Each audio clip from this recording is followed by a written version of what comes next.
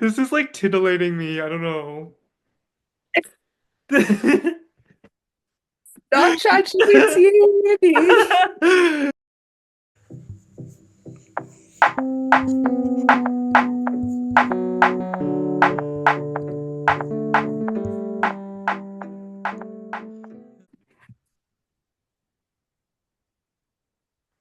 Okay, hi.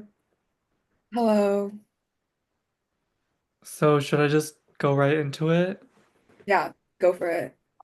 Okay, so today in discussion with Angela and David, we are discussing the role of STEM and particularly AI, artificial intelligence, things such as ChatGPT, tools that are used for helping people write, and what that means for the future or the current state of like literature, fiction, poetry, things like that. And yeah, basically, and also how relevant is literature like in the age of STEM and AI? Like, do people still, like how relevant is it basically? So Yeah, I don't know. I don't know if you've ever used ChatGPT before, but like I tried it yesterday or maybe 2 days ago just to like research the Cultural Revolution for for our the discussion today. thing that I'm writing, Oh, okay. which I'll link in the description down below again. Yes. But I was just like, tell me more about the Cultural Revolution. And then it was just like, To be clear, we're talking about the Chinese Cultural Revolution, 1945, right? it's like 1966 to Oh, six. 1976. And it was just like, oh, this was something that was like because of Mao's Great Famine, and there was like they said like there was the Red Guard and like there was social like upheaval. I don't know. It just listed like a few things that were basically like from the Wikipedia page. I think it was like basically like a summary of like the Wikipedia page, if not like pulled directly from it. So I feel like it wasn't that like, and then I like also asked the ChatGPT like why I think I asked it something like why did the Cultural Revolution happen? And then it said like because of Mao's Great Famine, so he wanted to like overhaul China's system. And then like I think I asked it like one more question. I think asked it like write a novel about the Cultural Revolution, and then it was like you need to pay now. I wonder if you'd said like write the first chapter, and then the next day you write the second chapter. Yeah. I mean, I don't know if you have a certain number of like questions per day. I haven't checked. I just Mm. thought it was like based on, you might be right. I might be able to, or I might be able to go in an incognito window, like the New York article you told me about, Mhm. to, I don't know, get over, but I doubt, I kind of know. I don't know. I might try that later. Get over But the paywall. what do you think about people using like AI to help them write things? Yeah, I don't have a problem with it either. I think it's sort of like this like fear mongering from old people.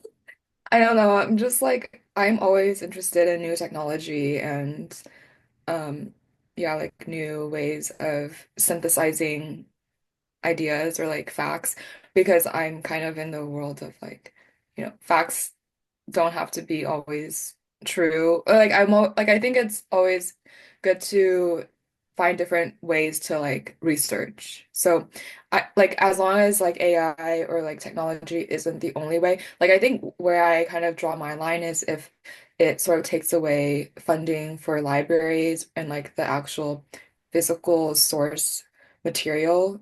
I think that's where I would oppose it, but I do think it could be a good addition to what we already have.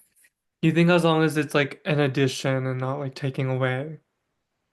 Yeah, and like if it's not like in all those like sci-fi dystopian novels, like where the AI is like becomes the technocratic power. Like I think that's where, people are scared of AI, but I think as like a additive appendix or like appendage, then it's not bad at all.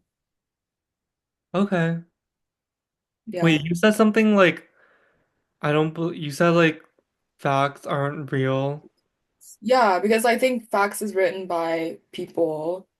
So we can always find other sources. And I think, just like you researched the Cultural Revolution, if you can use ChatGPT and like technology to find news source materials, as long as I think it's not just like, I think it's important to like see where the source comes from. Yeah. Because then you can maybe further your research. I've heard people who like are in research that go to ChatGPT to like basically ask for sources to like find That's what, better. what I just remembered. That's what the third question I asked ChatGPT. I feel like I'm asking a genie like three wishes. That's the Your third three question. wishes. That's the third question I asked the ChatGPT. I was like, "Do you have any like sort books about the Cultural Revolution?" And I Hmm. recommended like a bunch of books, but I Mm. didn't write them down. Can you go back to your search history and find it? Maybe I might have to Okay. ask her again. Ask her. ChatGPT is a Yeah. girl. Actually, I feel She's like the it's mother. him. She's the motherboard. Yeah. Have you seen Cyber Chase? That Is that a show? movie? No. No, it's a like KERA TV show What's from KRA? like KERA is like the TV channel that had like Cyber Chase, like Between the Lions. It was like the free kids cable. Okay. I have no idea. Uh, but yeah, like the motherboard is definitely something Okay. that people used as like a term of like the main source of all the computers. Yeah.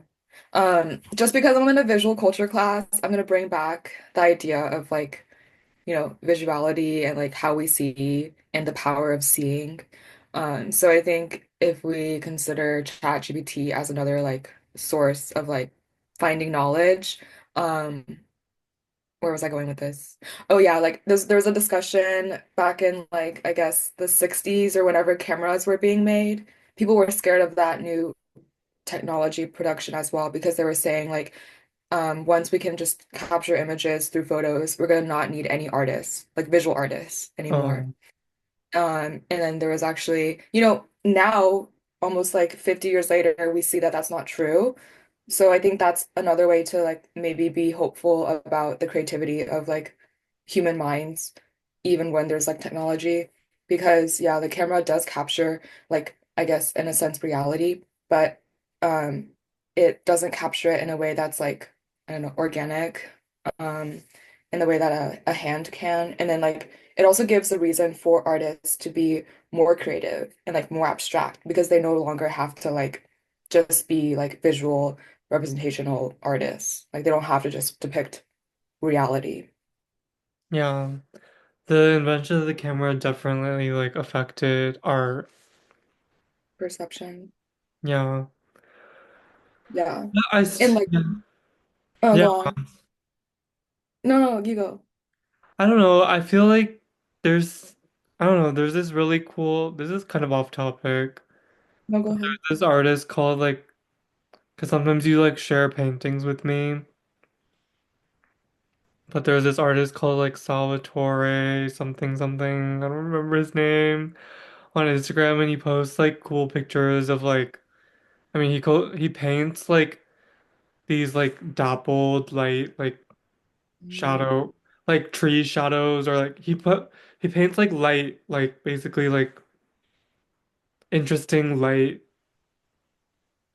moments. Okay. I don't know why I'm bringing this up right now because I was just gonna say I don't know because yeah there definitely are still like painters who have like interesting perspectives who are still painting. So, Mm. and like that might apply to writing too like even though people might start using ChatGPT to help them write. That might be like the equivalent of like the camera. Mhm. which is like a technological snap of the camera shutter capturing an image, and then like the ChatGPT is like a click of a button capturing an idea or thought. So then, yeah.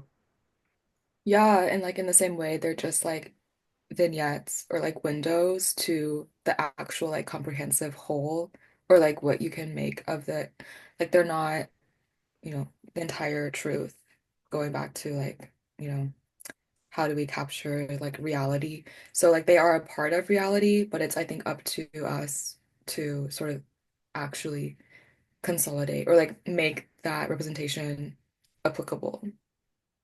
Hmm. But there are some interesting like I've seen some flash fiction and like short stories that actively say like this was like used with or like this idea was like inspired by ChatGPT. I think there's also a short story that's literally like conversation with ChatGPT.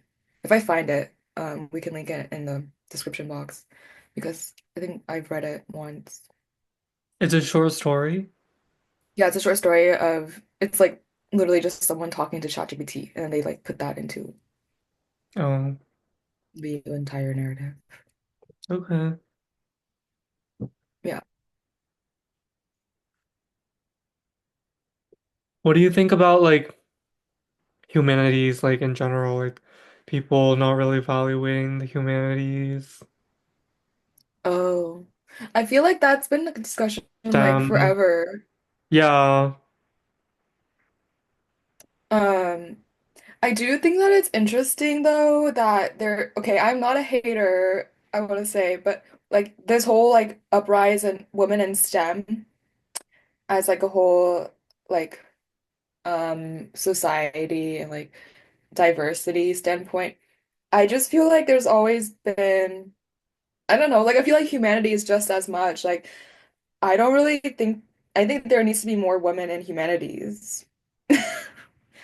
Because I feel like all of the like really important people in both STEM and humanities are still men. So I don't understand why we're making like that gender promotion just for STEM fields. Because I feel like then it's like taking away more women from humanities because they're like women in STEM. Um, but I guess this coming from a lack mindset, I should be proud of people no matter what who are, I guess, doing something that seems to be new. I just don't understand. I don't think it's like that new anymore to be a woman in STEM. I'm a hater. What do you think though about the death of humanities? Um, I don't know, maybe if more people use ChatGPT to like help them write things, then like it'll encourage them to like write other things on their own. I don't know. I feel like the death of humanities, I feel like I always grew up like kind of hearing about like how like humanities are getting like defunded and stuff like that. And like how it's not a good major to like English to major in English. You majored in art history, right? Hmm. I did. Yeah. I kind of regret it, but that's fine. Really? Yeah, because I like don't really I don't like art history as like a education topic. I feel like art history needs to be just like experience. Um, And just because like I don't really think it needs to be like in a lecture hall listening to people talking about art. I think it's really like where I learned the most of art is like by going to the museum myself. I hate going, actually, this is another topic, is I hate going to museums with other people. Like I really hate it because uh, it's like you're already so overstimulated by looking at so many paintings all at once, and then you're also with other people who I just like feel like there's no way you can actually experience anything because there's just like too much going on. Um, And I feel like it's the same thing with art history. Well, actually, like I feel like the talking and lecturing was so not necessary because it was very much like this is how you interpret art. But there's no like there's no way to interpret art except for like how you want to. So I feel like that was kind of annoying. Okay. But I guess that's also going back to like the whole idea of like in order to break the rules, you have to first know them, like that creative thing. Mhm. Yeah, but I don't know. Have you ever used another AI thing that I saw was like I saw this ad on Instagram for like this like AI app that can Hmm. help you learn like English or like Spanish. It's like an AI like person, like a robot, Yeah. like an AI like tutor person, and they like talk back to you and like Mm. they correct your grammar and stuff, and they can like So it can process what you're saying live time. Oh, interesting. I don't, I feel like that's kind of like Duolingo, but I guess in video form. yeah. Uh, I don't know I how don't know.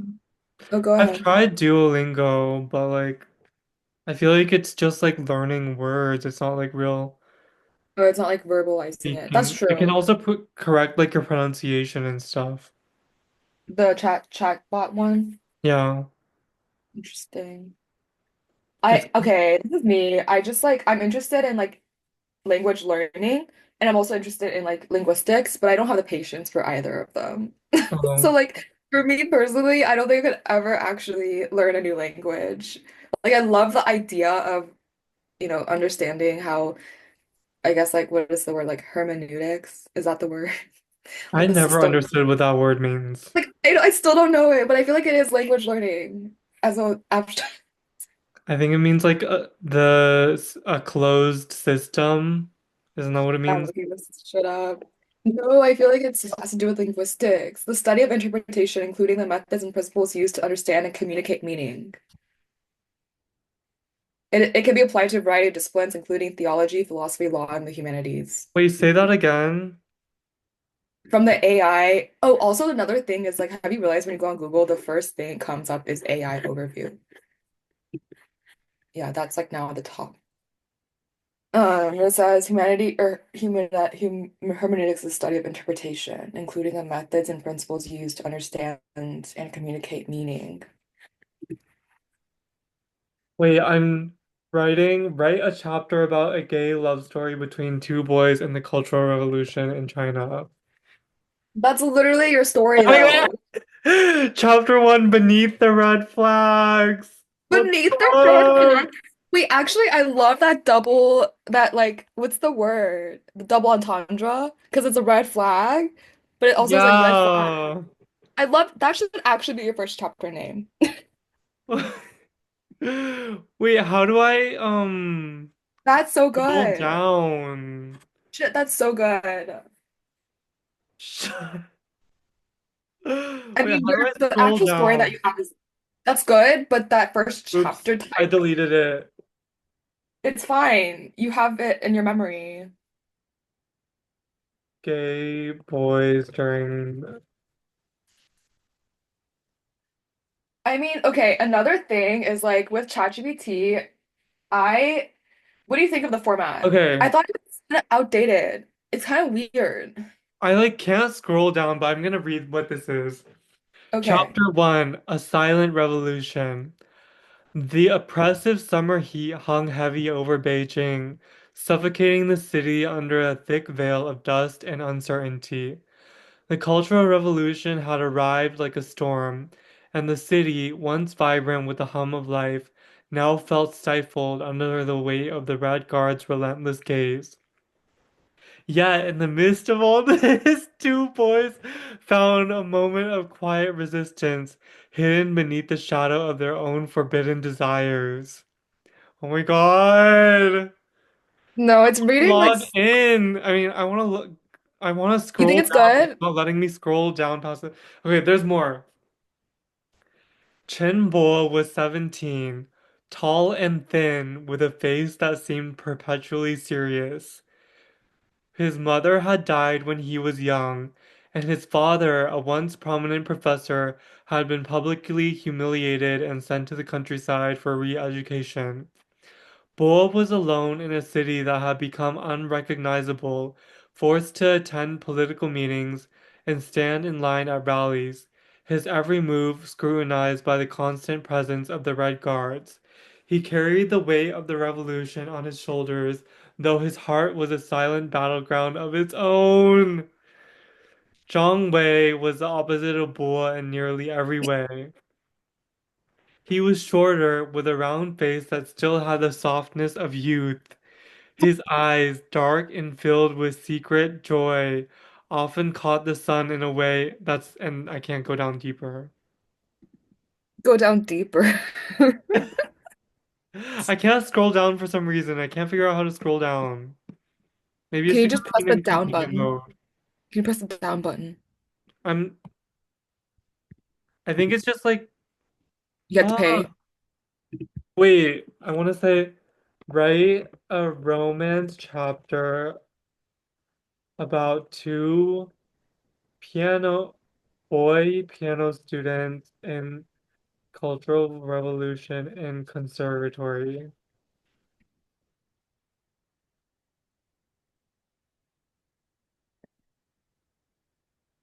It's not working. Oh my God! What the Wait, did fuck? it work? This is kind of good. Wait, tell me the first few sentences. No, I'm just talking about the thing that I just read. It wasn't as good at, no, it wasn't. Wait, I feel like I'm it's gonna try going off, it again. was going after trope after trope. Write a chapter about. Should we compare it to my? Yes, yes, we should Okay, do I'm gonna that. read the first paragraph of my thing.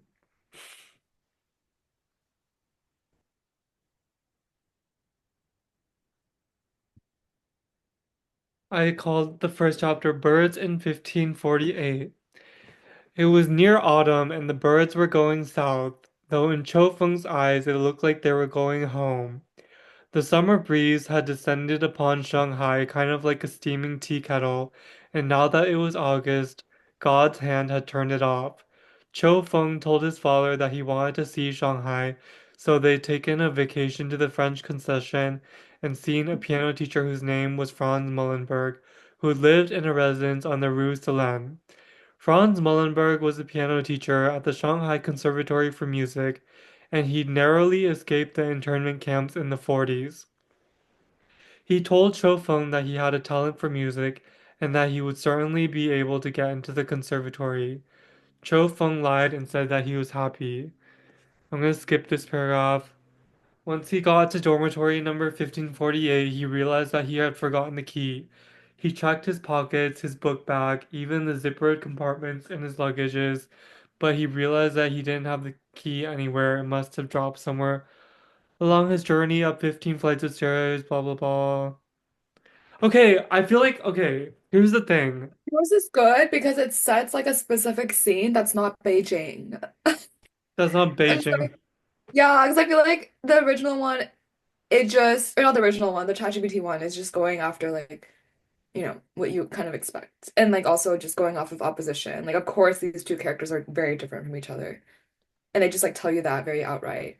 I feel like, okay, I feel like the way, okay, I feel like I have a few things to say. I'm not really sure what they are, but I'm just gonna like talk, even though I've been talking for like the last 5 minutes. Um, No. I feel like the chat GPT, like, okay, the prompt that I put in was like very specific, and then like I wish I read the beneath the red flag one before like I changed it, refreshed it. Well, Beneath the won't it just red come up with this? flags. I do like the title. Like, that's so funny. But wait, but if you write it again, would it not tell you the same thing it just wrote? What?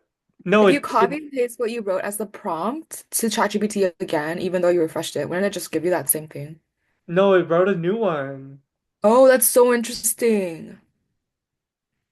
I wonder how the algorithm, yeah, refreshes itself. Wait, okay. Note Chapter 7, Notes of Rebellion.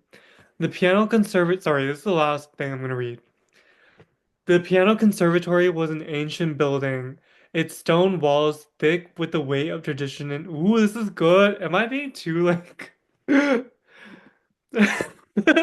This is like titillating me. I don't know. Not ChatGPT, maybe. The Piano Conservatory was an ancient building, its stone walls thick with the weight of tradition and history. It was a place where music was both sacred and scrutinized, a place where every note played could be a declaration of allegiance or defiance. During the Cultural Revolution, such distinctions were blurred. The conservatory had been repurposed, its grandeur now a setting for indoctrination and surveillance. But for Liu Wen and Zhang Kai, two boys from different parts of the country, it was a sanctuary, a place where even in the midst of chaos, their love for music and each other was a quiet secret rebellion. Sorry. Oh my God. It was the summer of 1969, and the conservatory's once splendid halls now hummed with the tension of political purges. The sound of piano keys, once the soul of the institution, had been replaced by the loud clanging voices of Red Guards chanting slogans and calling for the destruction of the old culture. Posters of Chairman Mao were everywhere, his face glaring down from every corner, reminding them of the omnipresent revolution. But for Wen and Kai, the piano room was a rare place where they can escape. Ooh, they're getting steamy in the piano room. Okay, you know what?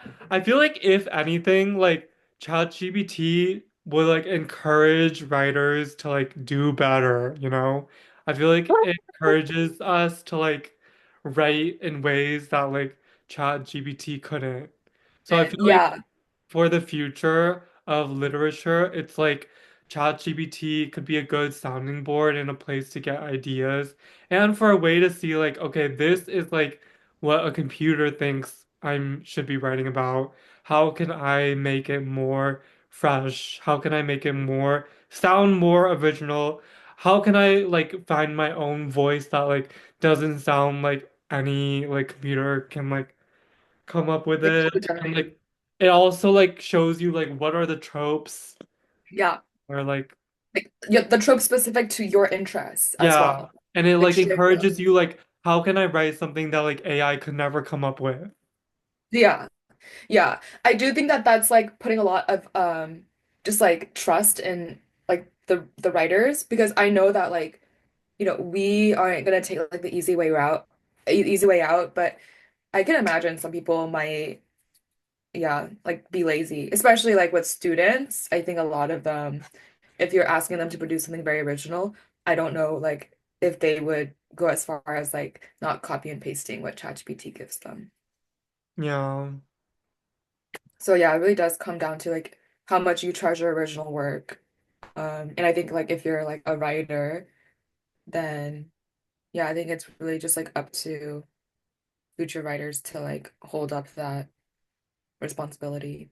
I think this really encourages me and makes me feel like I want to like develop my voice more because I feel like one of the distinctive things about like David Foster Wallace was like his voice, like he just had a really like distinct voice, like you knew that it was him.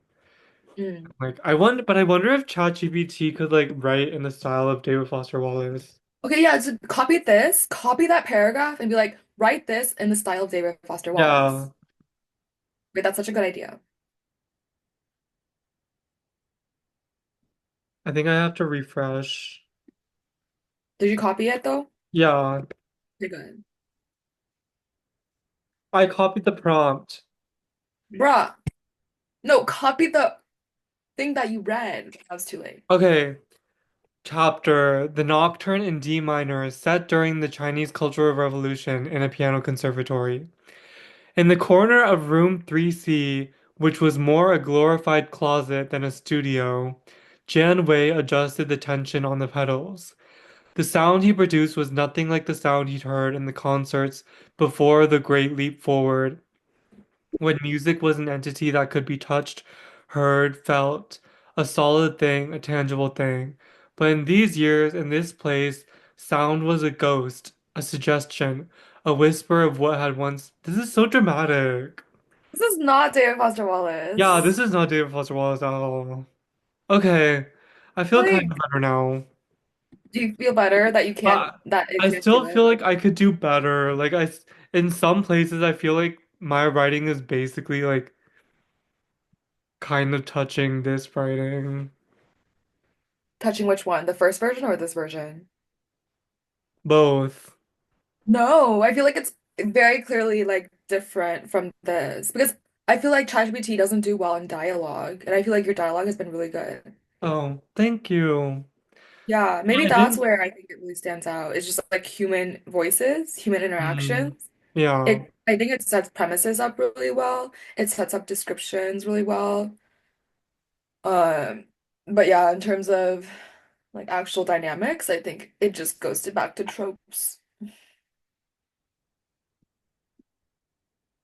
wait a minute.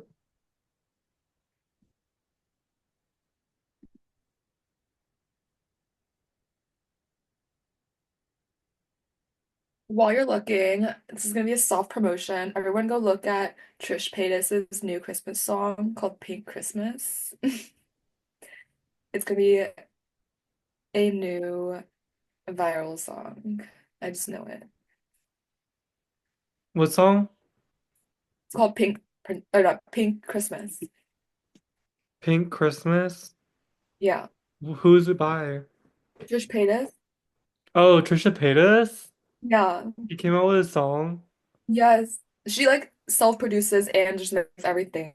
She literally Really? like drops millions of dollars on her music videos. Yeah. She just be doing that because she believes in her work. Okay, we do have 3 minutes, so I'm gonna do Yeah. some nice wrapping up. Okay. So Um, overall, I feel like we have like a similar take on like AI in writing, which is that it could be useful and it's also actually encouraging, not discouraging for new writers. I feel like in general, ChatGPT is still a computer. It is still artificial intelligence and like you are still talking to a computer, so like anything that it could come up with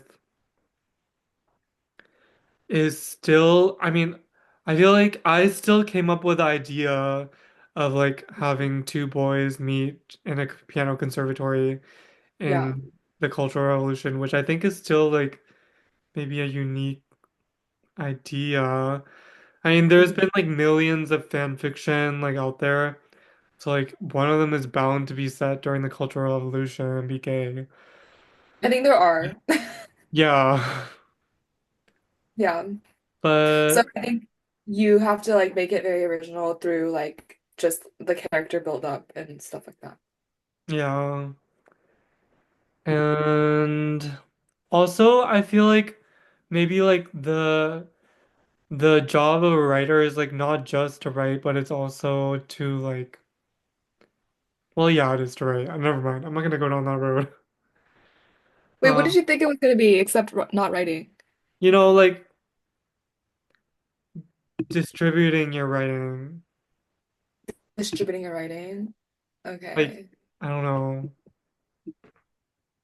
No, selling I it. also, okay, if we're gonna go, like, I'm always going into imaginative future stuff. I really feel like realistic fiction helps define the present and sets up the precedent for the future. Like, I feel like fiction is a way of, like, imagining a better future, is what yeah. It's not just writing fiction. It's, like, a very, like, not only liberating for yourself, but, like, yeah, kind of exploring what the potentials or, like, the what ifs of situations and also world. Yeah. Okay. Okay. I'm gonna edit the part where I'm reading the ChatGPT thing to the beginning. Like No. as like a one of those like, I'm gonna slightly edit it this time. Okay, fine. If you want. Can you send me the article that you were talking about? Which Do you one? remember? I don't really